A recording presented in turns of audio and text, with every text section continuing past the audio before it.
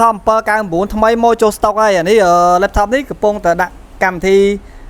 Office Design ហើយ game AK ហើយនឹង game Valorant ហើយទៀត Minecraft ហ៎បាទដាក់ Minecraft គាត់ទៀតបាទ AK Minecraft ហើយនឹង AK2 Minecraft ហើយនឹង Valorant ហើយមកអានេះទៅផ្ញើទៅខាងស្រីសន្ធរខេត្តកំពង់ចាមអូតែកំពង់ចាមដូចខ្ញុំដែរlaptop នេះគឺ F16 មកអានេះគឺតម្លៃវាថ្មី799ណាទិញនៅ God មានកាដូថែមជូនច្រើនអានេះរៀងរបស់វាមករូបរាងវាស្អាតមែនតើបាទស្អាតខ្លាំងហើយអានេះខ្ញុំពង copy game ឲ្យគាត់បាទខ្ញុំពង copy game កម្មវិធីខ្ញុំដៅឲ្យអស់ហើយកម្មវិធីសម្រាប់សេកូដស្អី IT មកនេះទៅសេកូដហើយនឹងកម្មវិធី Adobe អីកាត់តឲ្យ design អញ្ចឹងទៅចឹងសម្រាប់មកទៅការ laptop ថ្មីក៏ពេលឃើញដល់ God មានកាដូថែមជូនច្រើនមកខ្ញុំថែមច្រើនមែនតើខ្ញុំថែមច្រើនមកអាចចូលកម្ម website godopsigame.com ឬក៏ឆាត Telegram ខ្ញុំផ្ទាល់ហ្នឹងហើយឬក៏មក page God PC computer បាទនេះគឺ F16 តែម្ដងមកជាមួយនឹង spec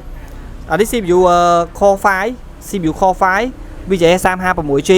ហើយ RAM សេនវា8តែ upgrade ឡើង8ទេខ្ញុំគិតតម្លៃទាបមែនតើជូនមកខ្ញុំគិតតម្លៃខាត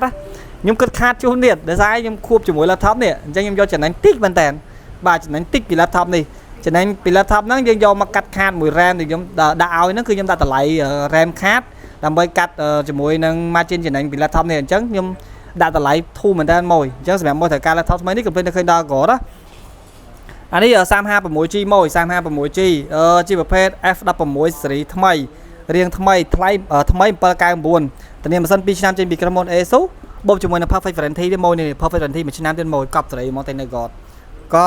ហើយសម្រាប់ laptop នេះខ្ញុំពងដាក់កម្មវិធីសម្រាប់មកត្រូវការជាមួយ S16 កុំភ្លេចទៅឃើញដល់គាត់ឥឡូវខ្ញុំពងបញ្ចូលកម្មវិធី Valorant កម្មវិធី Minecraft ហើយនឹងកម្មវិធី AK2 បាទហើយនឹងកម្មវិធីជាច្រើនទៀតដូចជា Adobe ហើយនឹងកម្មវិធី Seco អីហ្នឹងគឺខ្ញុំដាក់មក complete តែម្ដងទាំង Office ទាំងអីក្បាល Unicode đấy គឺមួយ set មក complete ហ្មងមកអញ្ចឹងទិញនៅ God គឺកប់ហ្មងមកទិញនៅ God គឺកប់ហ្មងអញ្ចឹងសម្រាប់មកត្រូវការ laptop ថ្មីកុំភ្លេចទៅឃើញដល់ God